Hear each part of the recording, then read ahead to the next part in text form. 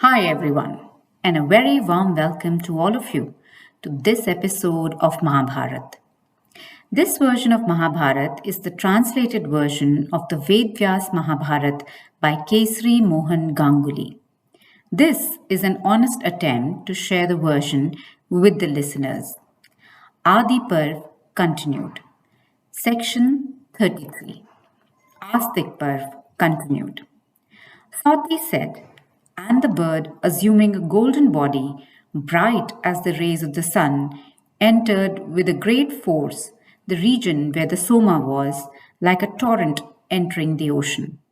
And he saw, placed near the Soma, a wheel of steel, keen edged and sharp as a razor, revolving incessantly.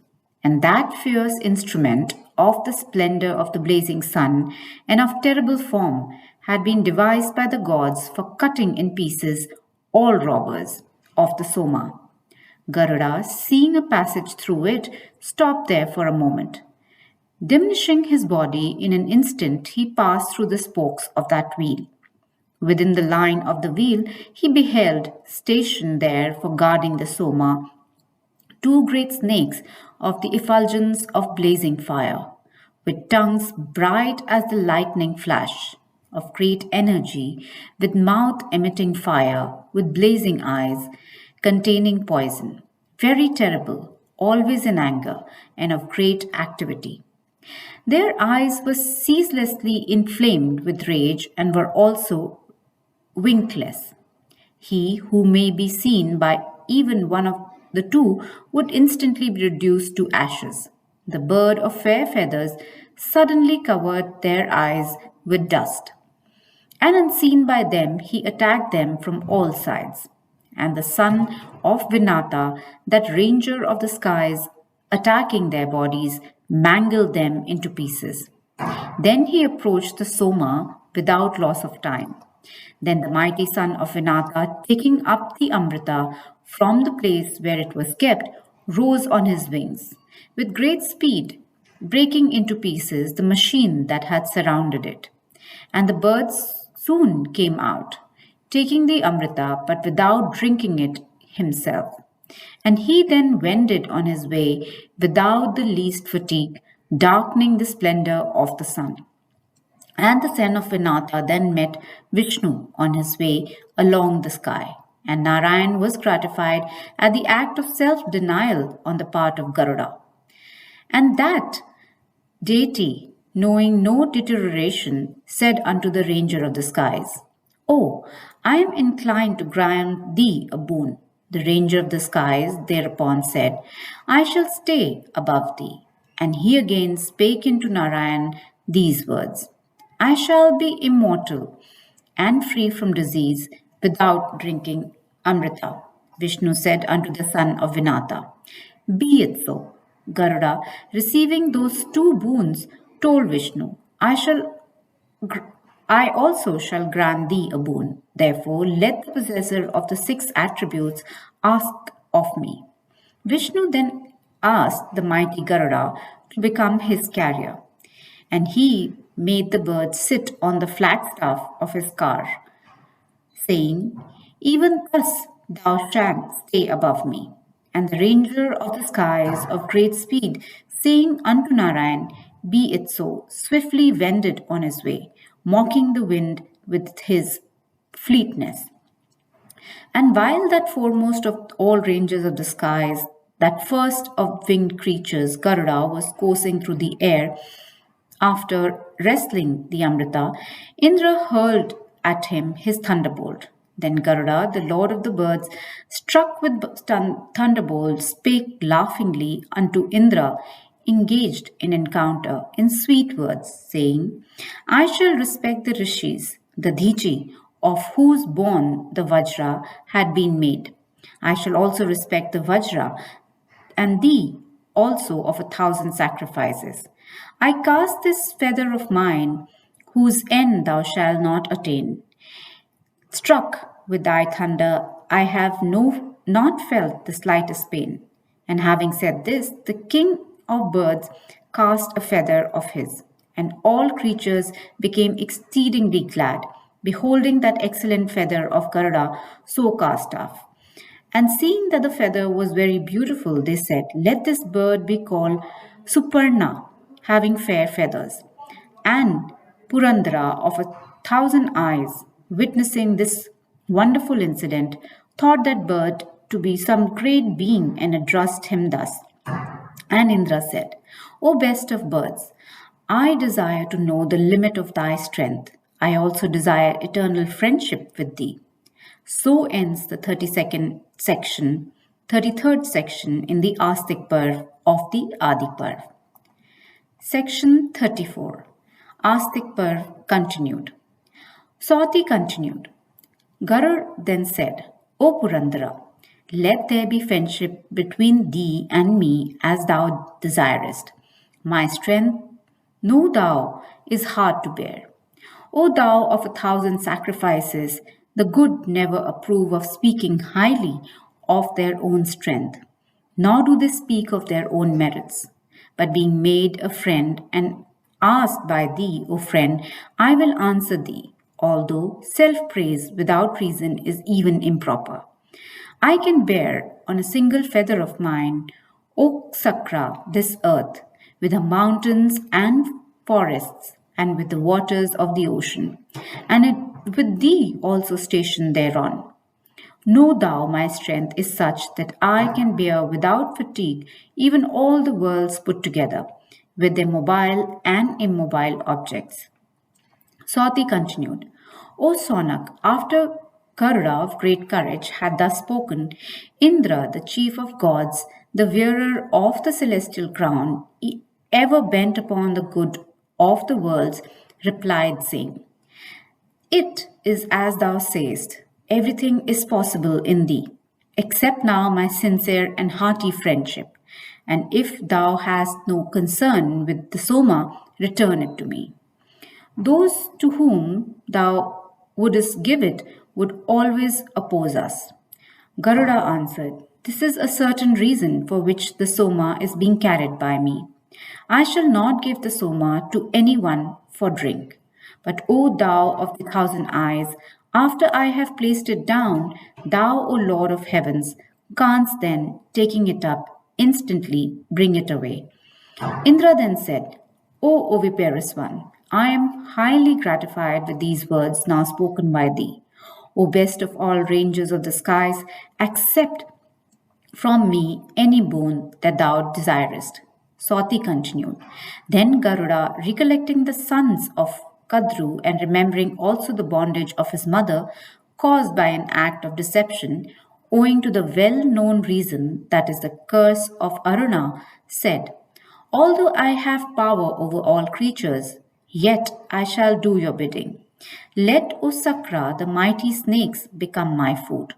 The slayer of Danavas, having said unto him, Be it so, then went to Hari, the god of gods, of great soul, and lord of yogins, and the latter sanctioned everything that had been said by the Garuda. And the illustrious Lord of heavens again said unto Garuda, I shall bring away the Soma when thou placest it down. And having said so, he bade farewell to Garuda. And the bird of fair feathers then went to the presence of his mother with great speed. And Garuda in joy then spake unto all snakes, Here have I brought the Amrita. Let me place it on some kusha grass.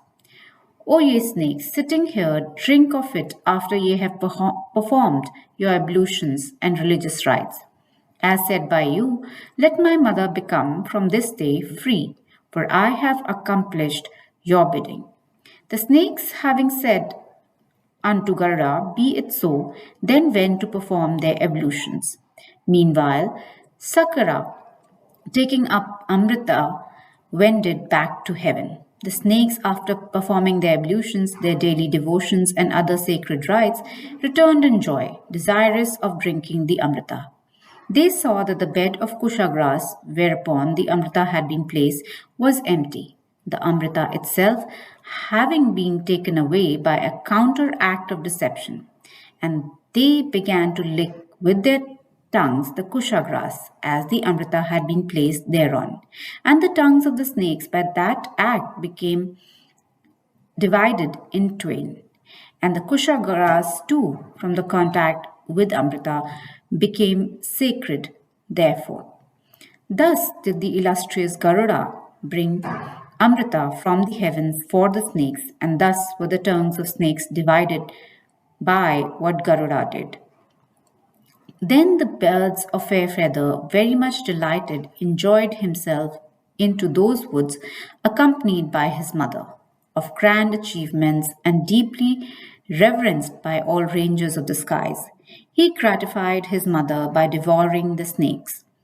That man who would listen to this story or read it out to an assembly of good Brahmins must surely go to heaven, acquiring great merit for the recitation of the feats of Garuda.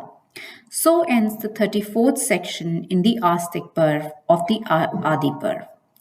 Section 35 Astic Parv Continued. Sonaka said, O son of Sutta, thou hast told us the reason why the snakes were cursed by their mother, and why Vinata also was cursed by her son. Thou hast also told us about the bestowal of boons by their husband on Kadru and Vinata. Thou hast likewise told us the names of Vinata's sons, but thou hast not yet recited to us the names of the snakes. We are anxious to hear the names of the principal ones. Sauti said, O thou whose wealth is asceticism, from fear of being lengthy, I shall not mention the names of all snakes, while I will recite the names of the chief ones. Listen to me. Shesha was born first, then Vasuki, then was born Airavata, Akshak, Karkotaka, Dhananjaya, Kalakeya, the serpent Mani, Purana, Pindaraka, and Ilapatra, Vamana, Nila, Anila, Kalmasha, Savala, Aryaka, Ugra, Kala Sapotika, Suramukha, Dahimukha, Vimalapindaka, Apata, Karotaka, Samakha, Valishikha, Nishthanaka, Hemaguha, Nahusha, Pingala, Vyahakarna, Hastipada, Murganapidika, Kamvala, Asvatara, Kaliyaka, Varita, Samavartaka, Padma, Mahapadma, Shankhamukha, Kushamandaka, Kshemaka, Pindaraka, Karavira, Pushpadhanashtra, Vilvaka, Vilvapandra, Muchikada, Shankhasira, Purnabha, Bhadra, Haridraka, Prajita, Jyotika, Srivaha, Kaurava,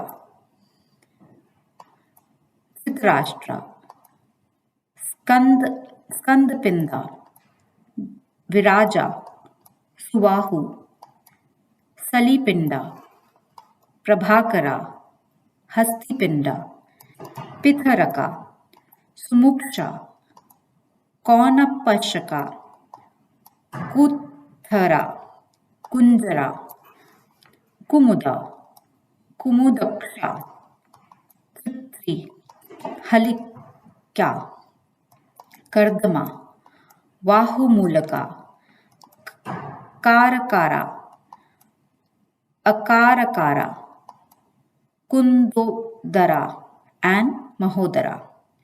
O best of regenerate ones, have I said the names of the principal serpents From the fear of being tedious, I do not give names of the rest.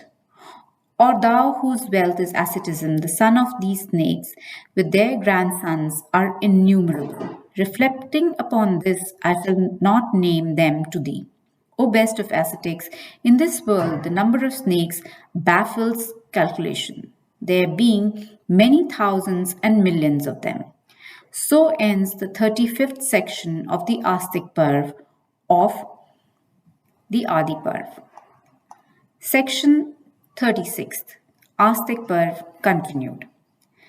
Sonak said, O child, thou hast named many of the serpents gifted with great energy and incapable of easily overcome.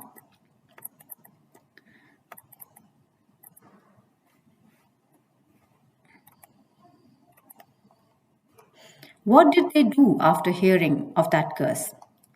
Sauti said, the illustrious Shesha among them of great renown, leaving his mother, practiced hard penances, living upon air and rigidly observing his vows. He practiced these ascetic devotions, repairing to Gandhamantaka, Gadri, Gokarna, the woods of Pushkara, and the foot of Himavat. And he passed his days in those sacred regions, some of which were sacred for their waters, others for their soil, in the rigid observance of his vows, with sinless of aims, and his passion under complete control. And the grandsire of all, Brahma, saw that ascetic with knotted hair, clad in rags, and his flesh, skin, and sinews dried up owing to the hard penances he was practicing. And the grandsire, addressing him, that penance practicing, one of great fortitude, said, what is the thorns doest, O Shesha? Let the welfare of the creatures of the world also engage thy thoughts. O sinless one, thou art afflicting all creatures by thy hard penances. O Shesha, tell me the desire implanted in thy breast. And Shesha replied, my uterine brothers are all of wicked hearts. I do not desire to live amongst them. Let this be sanctioned by thee. Like enemies, they are always jealous of one another. I am therefore engaged in ascetic devotions. I will not see them ever. They never show any kindness for Vinata and her son. Indeed, Vinata's son, capable of ranging through the skies, is another brother of ours. They always envy him. And he too is much stronger owing to the bestowal of that boon of our father, the high souled Kashyap. For these I engaged in ascetic penances, and I will cast off this body of mine so that I may avoid companionship with them even in another state of life. Unto Shesha, who had said so, the grandsire said, O Shesha, I know the behavior of all thy brothers, and their great dangers owing to their offense against their mother. But, O snake, a remedy for this had been provided by me even beforehand.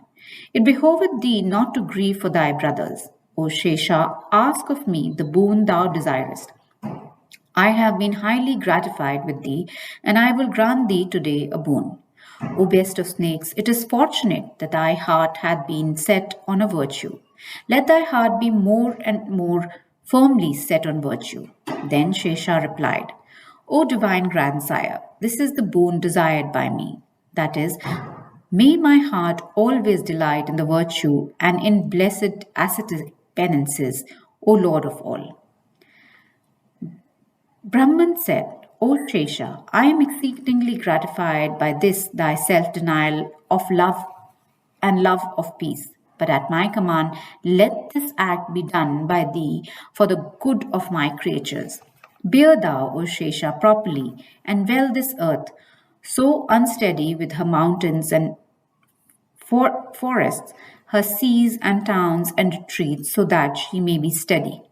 Shesha said, O divine Lord of all creatures, O bestower of boons, O Lord of earth, Lord of every creating thing, Lord of the universe, I will, even as thou sayest, hold the earth steady. Therefore, O Lord of all creatures, place her on my head. Brahma said, O best of snakes, go underneath the earth. She will herself give thee a crevice to pass through. And, O Shesha, by holding the earth, thou shalt certainly do what is prized by me very greatly. Swati continued. Then the elder brother of the snakes, king of snakes, entered a hole, passing through the other side of the earth, and holding her, supporting with his head that goddess with her belt of seas passing all around.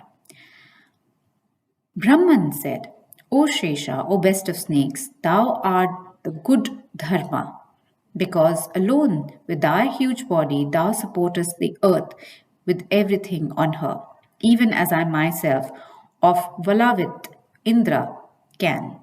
Sati continued, the snake Shesha, the Lord Ananta of great prowess, lives underneath the earth alone supporting the world at the command of Brahman.